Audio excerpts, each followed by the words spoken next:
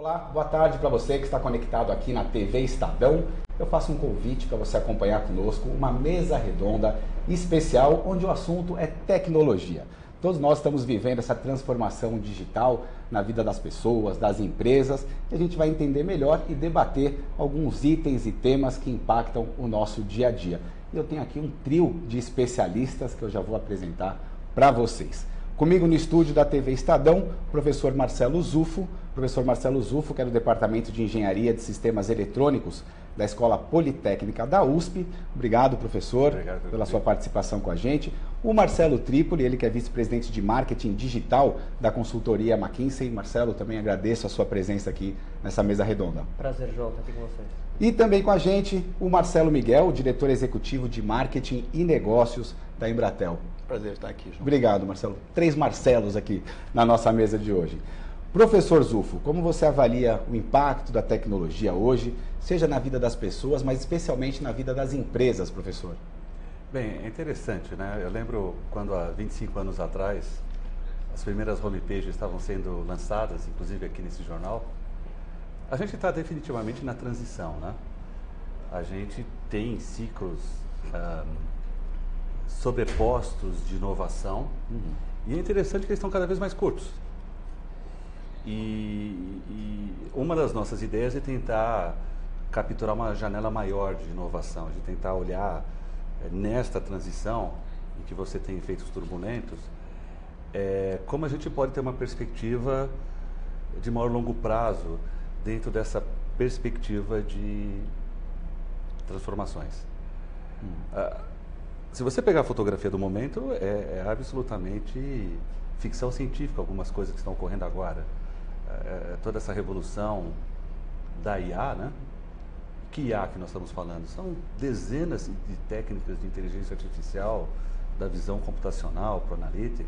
Tudo ao mesmo tempo agora. Tudo ao mesmo tempo. Uma ansiedade das corporações na direção de uma violação total da sua privacidade. Aquela violação de privacidade que a gente está acostumado com a Google, com o Facebook. Todo mundo descobriu que isso é fundamental para os seus negócios futuros. Isso traz consequências interessantes no campo da moral, no campo do comportamento. E acaba se discutindo em todos os campos, né, professor? E os efeitos econômicos e sociais disso, né? Começa já a se falar de que antigamente a gente pensava um assessorista, recentemente a gente fala de um motorista de Uber perdendo o emprego daqui a 5 anos, quando os carros autônomos da Uber vierem para cá, motorista de ônibus, cobrador. Mas a gente começa a ver que outras profissões, também desde que você consiga representá-las na forma de algoritmo, eventualmente não vai existir no futuro. Sofrer esse impacto também. Então, tão próximo. Né? Marcelo, eu queria falar com você agora no campo da comunicação. Né? Diante dessa transformação digital que a gente vive, o que as empresas passam na hora de se comunicar, seja com o consumidor final ou com os diferentes públicos que uma empresa tem? A comunicação, como acho que todos os aspectos da vida moderna foram impactados aí pela essa disrupção digital que a gente viveu e se acelerou nos últimos anos. Né? Quando a gente fala de comunicação, acho que a principal mudança de paradigma foi a questão do empoderamento das pessoas. Ou seja, hoje as pessoas têm uma série de ferramentas para impedir que aquela propaganda que não é relevante para elas não chegue para elas. Existe um número crescente de pessoas que instalam, por exemplo, ad blockers nos seus devices para impedir a publicidade. Isso é uma demonstração cabal de que as pessoas não querem aquela propaganda que simplesmente interrompe elas. Por outro lado, os anunciantes, as marcas, as empresas nunca tiveram tantas ferramentas de conseguirem ser relevantes para os consumidores com a mensagem certa, na hora certa, para a pessoa certa. Então, acho que por um lado você tem um consumidor e uma população que está mais empoderada para evitar ser, de uma certa forma, exposta à publicidade que não interessa. Por outro lado, a capacidade de segmentação, de entrega de mensagem segmentada nunca foi tão grande. Então, as marcas que usam bem feito a tecnologia, ou seja, as marcas, as empresas que usam de forma bem feita a tecnologia, que são relevantes para o consumidor e convidam ele para o diálogo e não só para o monólogo, elas estão conseguindo ter resultados nunca esperados. Elas acabam saindo na frente, né? Marcelo Miguel, como fica com novos serviços e tanta informação que precisa chegar ao consumidor? Como é que a Embratel vem trabalhando desse lado? Bem, João, Recentemente fizeram uma pergunta num painel sobre a inovação, se a transformação digital era uma evolução ou uma revolução. E aí, assim, os painelistas naquele momento, cada um se colocou de uma forma diferente, mas no final, como é disruptivo, é uma revolução, né? Por mais que você crie processos de estar evoluindo nesse mundo de empresas que são as tradicionais ou que não nasceram digitais para um processo digital. Então, assim, existem algumas áreas, dependendo do amadurecimento de cada uma organização, que já começou esse processo e a gente consegue identificar claramente, por exemplo, os bancos no processo da relação com o seu consumidor, eles acabam, no final, fazendo todo o processo digital e eles querem que você fique fora das agências. Então, os tijolinhos acabam e todo esse processo vem para uma interatividade digital. O próprio e-commerce é um processo das lojas de varejo também de sair fora do conceito das lojas tradicionais por um modelo diferenciado. E aí começam essas questões como colocadas de modelos de negócios que mudam. O Uber no seu processo, nos bancos tem as fintechs, que são as startups que começaram financeiras e tem todo um processo de tecnologia. E é justamente isso que o internauta que está nos acompanhando percebe no dia a dia. Pois é, a prática é essa, né? Do analógico para o digital, e a gente vai tendo que criar valor para não ficar para trás. Né? Esse é o grande desafio. Exatamente. E em termos de infraestrutura, professor, como é que está o Brasil? Isso é muito interessante, né? Eu posso eventualmente falar algumas coisas que, por exemplo, o Marcelo não vai ficar chateado comigo, mas a demanda por uma infraestrutura comunicacional vai ser tão grande que a gente até pensa que no futuro a forma como a gente constrói e entrega essas infraestruturas talvez não faça mais sentido. Por exemplo, talvez não faça mais sentido a gente regular o espectro. Talvez num futuro não muito distante, algoritmos semânticos vão ser responsáveis por uma otimização espectral no domínio da comunicação de curto, médio, longo prazo, banda larga, banda estreita, porque a gente sabe que um recurso esgotável, fundamental aí para o futuro dessa revolução, são as comunicações por meio não físico, ar, né? E a gente sabe que existe um limite para essa comunicação espectral. Hoje a gente está entrando em faixas espectrais não pensadas antes, 60 GHz. Mas também existe a ideia, como vai acontecer na internet das coisas, das infraestruturas não formais, né? Ou seja, nessa plasticidade, nessa revolução disruptiva, no futuro talvez eu possa ser a provedora de comunicação, ou seja, nesse processo que o Marcelo colocou de empoderamento, a tecnologia está cada vez mais sendo apropriada sob todas as dimensões, inclusive do ponto de vista da infraestrutura, e ela vai ser necessária e fundamental para essas revoluções. Agora, talvez, como eu disse, num certo instante, não faça mais sentido a gente entregar ou construir infraestrutura, não numa janela de tempo de 3 ou 4 anos, eu estou falando de 10, 15 anos. Até em 3 anos, se as coisas mudam tanto, em 3 meses, em 3 anos... Né? Pois é. O ser humano, aliás, ele é muito ruim de prever o futuro. Perfeito. Tá completamente provado isso. Tipo, você pega, principalmente quando as mudanças são mudanças abruptas e estruturais, como as que tem acontecido, tá mais que provado que a gente é muito ruim de prever o que vai acontecer daqui. A gente não consegue. A gente não está acertando, né? Não. Como você vê o Brasil posicionado nesse ranking da transformação digital, Marcelo? Se é que a gente pode chamar assim?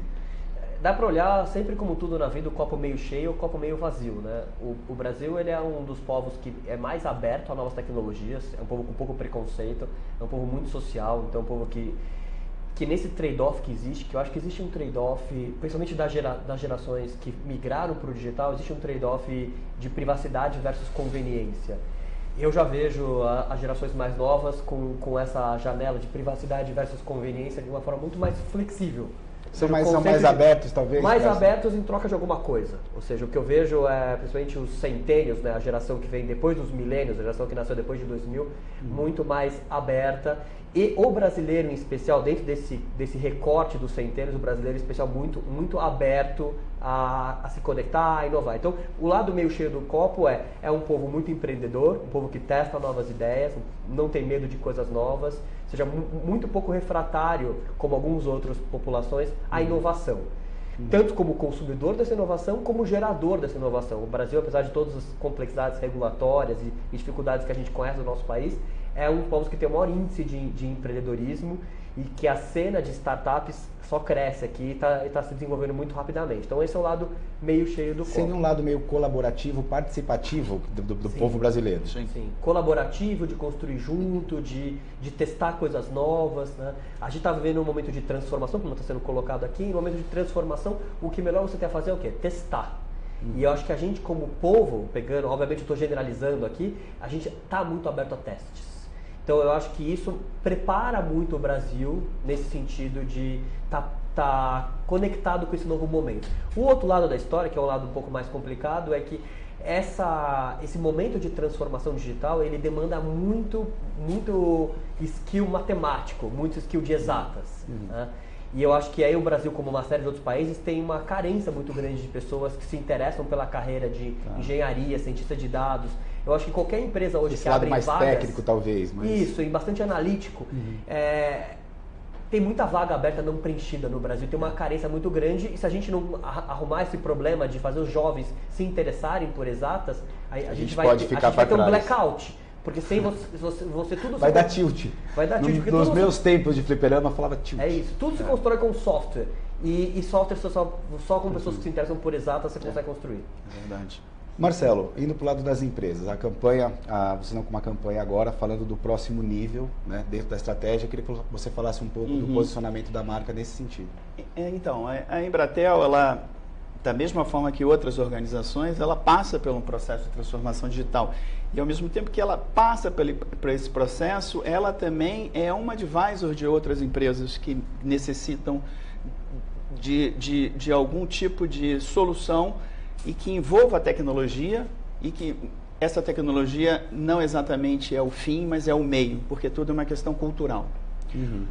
Então a gente, através essas tecnologias disruptivas, cloud, da computação em nuvem, a internet das coisas e toda a virtualização da rede, que a gente falou um pouquinho sobre infraestrutura, essa questão da infraestrutura, obviamente todo modelo de negócios hoje de uma empresa que é provedor de telecomunicações muda. Você vai fazer tudo virtualizado, né? Teve um processo das empresas de TI, de cloudificação dos softwares, agora a gente está fazendo a cloudificação da rede. E tudo isso passa por uma mudança radical e que se não tiver um trabalho de cultura forte na organização, esse próprio envolvimento com testar e dar errado, testar de novo e dar errado e continuar testando, se perde, porque você não tem muito tempo para trabalhar isso. Então, o próximo nível seria transformar com uma ajuda de uma consultoria, de um processo de abordagem tecnológica. Por que o analista de dados é uma coisa complicadíssima? Porque não tem a formação e hoje a gente precisa de qualquer solução tecnológica, uma análise de dados para fazer isso. Então, o próximo nível seria sempre ajudar a usar a tecnologia para o fim assim, mais objetivo do nosso cliente, que é se transformar e fazer todo o processo de mudança tecnológica da forma menos traumática possível. Essa questão da cultura da organização é importante ser trabalhada, não é isso? Não existe processo que dê certo se você não... Você não pode criar um grupo de inovação numa casinha de cristal e falar assim, esses são os inovadores e esses são os analógicos, os dinossauros. Dá para fazer essa divisão, né? Os próprios cargos que você vê de Chief Digital Officer, várias empresas têm esse cargo, eles deveriam ser cargos temporários. Eles deveriam ser uma função que você cria para você colocar como se fosse um vírus dentro de um organismo, da organização ali. E esse vírus que você injeta para fazer uma transformação no mindset da organização, ele deveria afetar aquela organização de uma forma que depois de um tempo ele não precisa mais. Se você tem uma área de inovação, um Chief Digital Officer muitos anos, você alguma coisa está errada. Não está conseguindo fazer com que a sua organização se transforme. Flua, exatamente. Professor, vamos falar de otimização dos processos produtivos. Hoje, como é que está esse cenário? Bem, é o grande movimento da indústria 4.0, né? Tudo que é processo e tudo que é sistematizado vai ser capturado pelas técnicas mais recentes de IA, vai ser virtualizado. Vamos trazer padrões de qualidade e produtividade incríveis, vai trazer desemprego, vai trazer transformação. Esse é o grande movimento que a gente fala hoje da indústria 4.0. Aliás, recentemente houve a publicação do Plano Nacional de Internet das Coisas e pela primeira vez houve um olhar aí de agentes públicos, não sobre a questão tecnológica, nem sobre a questão de formação de recursos humanos, que é um problema. A gente vive hoje na universidade, até pelo contexto brasileiro, mas é mundial também, um processo total de evasão de cérebros, né? Porque nós temos esses cientistas, a universidade forma cientistas, nós temos cientistas de dados lá. Alguns departamentos aqui no Brasil e nos Estados Unidos estão sendo depletados, assim, vai todo mundo embora. Mas, voltando à questão da questão da internet das coisas e da indústria 4.0, há vários estudos mostrando o papel protagonista das BRICS nesse cenário. E é uma subversão de valor, porque normalmente as BRICS têm uma oferta maior de mão de obra barata, e essa mão de obra vai ser injustificável num curto espaço de tempo. Tenta-se até criar uma justificativa teórica para isso, ficam citando Schumpeter e a questão da destruição criativa, mas não há luz no final do túnel num cenário pós esse, né?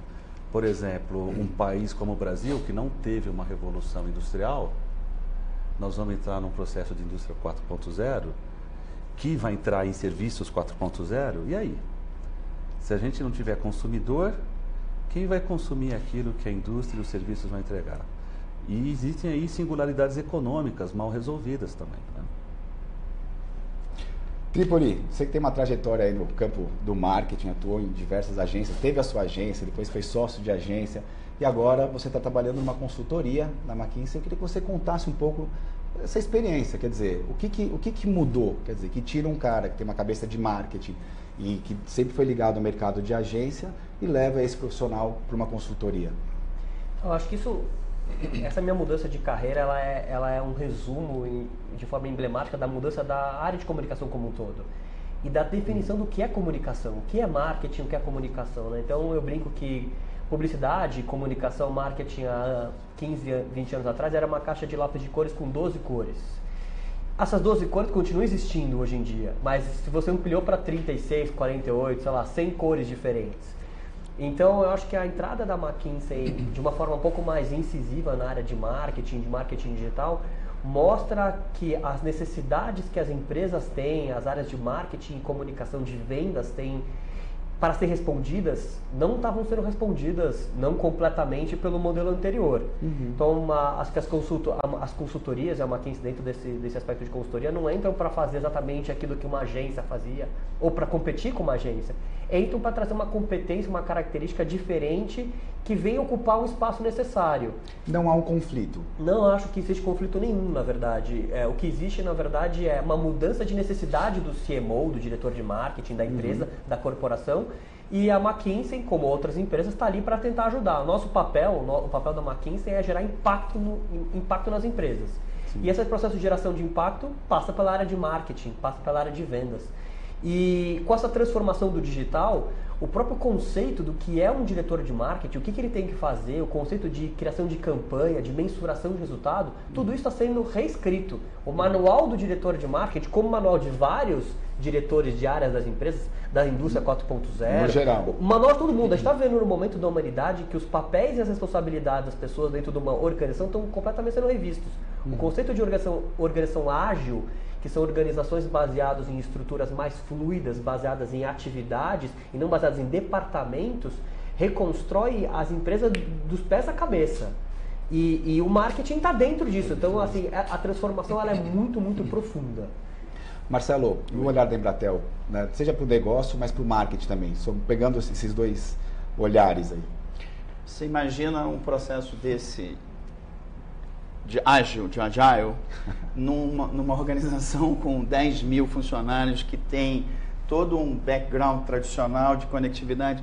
A gente tem que fazer um processo assim, pensa grande, muito grande, dentro do mundo VUCA, né? Que é esse mundo ambíguo, indefinido, em que tudo é vulnerável. Começa com um projeto, transforma a cabeça do responsável pelo marketing, que hoje é marketing, amanhã já não sabe o que é. O cara de TI, da parte de TI, que tem toda uma infraestrutura, que ele está baseado em informações que ele domina e que ele tem o poder daquele negócio, você vai tudo agora vai para a nuvem e tal. Então, assim, a gente consegue, e ao mesmo tempo uma série de clientes solicitando também, ou tendo necessidades semelhantes, ou a gente antecipando as necessidades dos clientes. Então, essa coisa, ela por ser disruptiva, você tem que ter cuidado o suficiente, mas, assim, pensar grande, começar com projetos pequenos e não parar nunca, porque se você parar, você morre. Tem que girar o pratinho o tempo todo. E esse é um processo... Diferentes pratinhos. Diferentes pratinhos. Então, a gente tem que saber... É uma coisa, assim, que a gente não imagina o que vai acontecer. Não tem um planejamento estratégico que funcione nesse sentido, né? Você fala assim, ó, daqui a 10 anos nós não seremos mais uma empresa só de comunicação, de provedores, pode ser uma empresa de seguros, pode ser qualquer coisa, dependendo de que o mundo aí vai trazer. O que vai acontecer, é isso, Marcelo?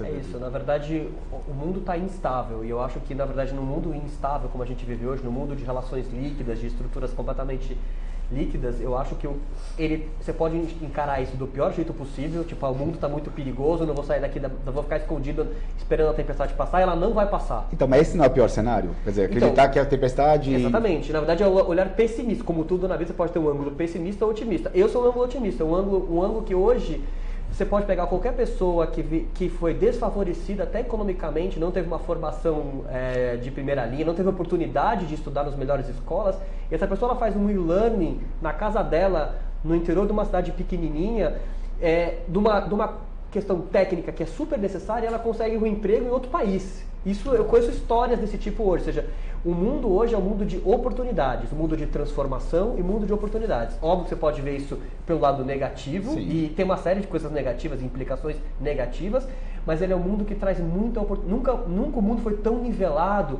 e nunca a falta de renda sua e a falta de know-how, das relações pessoais, foi tão desnecessário para você conseguir ter mobilidade social. Ou seja, acho que eu vejo que existe hoje muita oportunidade de mobilidade social a partir do conhecimento técnico que você consegue adquirir em meses, não em anos.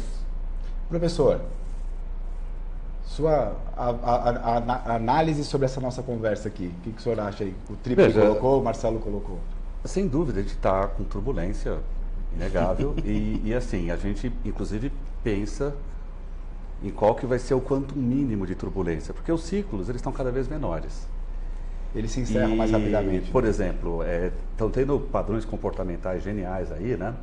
Você conversa com um garoto de 22 anos, ele olha para um garoto de 15 e fala, pai, já estou me sentindo um tiozão quando vejo esses garotos mexendo com o smartphone. Então, assim, isso era uma coisa que era um fenômeno que eu passei dos 50, por exemplo, me assustava. Então, assim, isso é uma explicação também que os quantums de inovação, eles estão vindo em cenários cada vez mais curtos. Talvez nuvem não seja mais uma novidade ano que vem, como já está deixando de ser. Acabei de sair de um debate na USP e a gente já está falando de cloudless infrastructure, quer dizer, são outros paradigmas. Mas, assim, o Marcelo falou uma coisa legal, olha, o mundo... falhou flagrosamente em criar perspectivas futuras, né? Isso é certo no contexto da Revolução Industrial. Com esse volume informacional e com a capacidade analítica que a gente tem, há uma crença no meio acadêmico em redutos intelectuais que a gente chama de think tanks. Se você pegar toda aquela geração do MIT que criou os fundamentos da computação na década de 40, Marvin Minsky ou Norman Wiener, eles previram IA com 60 anos de antecedência. Eles não tinham os meios materiais para desenvolver a tecnologia. Eu gosto particularmente de um autor lá, meio maldito, chamado Licklider, que inventou o conceito de celular ainda na década de 50. Então a gente imagina o seguinte, existem conceitos fundamentais que serão preservados. Até porque, como sociedade humana, a gente se organiza e evolui intelectualmente, moralmente. Sim. Vou fazer um parênteses, né? Todas as dimensões da vida humana estão sofrendo com isso, até o crime. Vejam esse assassinato dessa moça numa carona. Um crime impensável e pior, um crime previsível. Então, uma das palavras importantes aí que todo mundo quer capturar é a busca da previsibilidade. Ou seja, apesar dessa turbulência, apesar de tudo que está acontecendo, a gente sabe que existe um conceito básico que é uma continuidade entre o átomo e o bit. Quer dizer, eu só invento o bit se eu consigo ter o átomo. O bit pode ser uma expansão do átomo, na perspectiva de uma abstração humana, simbólica, mas existe uma continuidade. Olha, se por acaso existe essa continuidade, talvez no passado, com os átomos, a gente realmente fez algumas coisas erradas. A gente construiu estruturas humanas que naquele instante faziam sentido dentro da nossa ignorância. Talvez não faça mais sentido. E a grande pergunta é, e eu coordeno um desses think tanks na USP, a chave para decifrar isso, o Marcelo falou aqui, é interação. A pergunta fundamental que fica para os próximos anos é: como nós, humanos, vamos interagir com as máquinas? Sobre qual perspectiva? Existe a questão da singularity, hoje muita gente chama de, eu acredito em singularidade, mas isso é altamente controverso no meio acadêmico hoje, né? Mas se a gente decifrar, e a ficção científica está falando isso, para quem viu o Blade Runner, eu estou absolutamente extasiado. A gente na USP que pesquisa holografia, inteligência artificial, por exemplo, numa cena do Blade Runner, ele dá uma perspectiva do que vão ser os apps daqui 10, 20 anos. Imersivos, interativos, inteligentes, né? Eu acho que a gente já vive o estado meio ciborgue, porque outro dia eu estava andando na rua, sim, se sem você olhar o dúvida. número de pessoas na rua que tem um celular na mão como uma prótese, o celular, na minha opinião, ele virou para... E as pessoas a gente não Exatamente, percebe. é verdade. Aliás, essas evoluções acontecem a gente perceber. E quando É. a gente está vendo, a gente tem um device na nossa mão que é a nossa memória expandida, onde a gente não guarda mais informação na cabeça. Quem é que guarda telefone de cabeça? Eu guardei muitas vezes. Ou seja, a gente tem um device que ele é uma versão nossa expandida. É verdade. Ele só não está grudado no nosso corpo por enquanto. É. Ele vai desaparecer. Ainda não, né? Ele vai desaparecer. Já tem um bracelete que você isso. põe na Então, palma assim, aqui. eu acho que o ser humano já virou um ciborgue, que o conceito de ciborgue é esse, tipo essa união entre o átomo e o bit, há muito tempo. Mas a questão, eu acho que é entender esses fenômenos, Sim. entender, por exemplo, outras dimensões de comunicação, porque hoje a gente toca e a gente tenta mal e mal falar com eles. Mas quando a telepatia, quando eu simplesmente pensar, entendeu? Ou piscar e a máquina entender. Eu acho que alguns desses mecanismos, se forem bem compreendidos, a gente pode sair desse processo turbulento e ir para mundos mais tranquilos. Né? E que muda, inclusive, as profissões do futuro. A gente não sabe daqui a 5 anos, 10 anos, o que vai sobrar, né? Bom, Você tem algumas habilidades que têm que ser trabalhadas, mas... O papo aqui está ótimo, mas infelizmente a nossa mesa está acabando. Trípoli, muito obrigado pela sua participação. Um prazer. Professor Zulfo, Prazer. muito obrigado. Marcelo, Obrigado a você. muito obrigado pela sua participação também. Eu agradeço a participação de vocês que estiveram com a gente, acompanhando a nossa mesa redonda. E aguarde que em breve tem mais uma mesa redonda, também falando sobre tecnologia, com mais assuntos e muito mais. Tchau!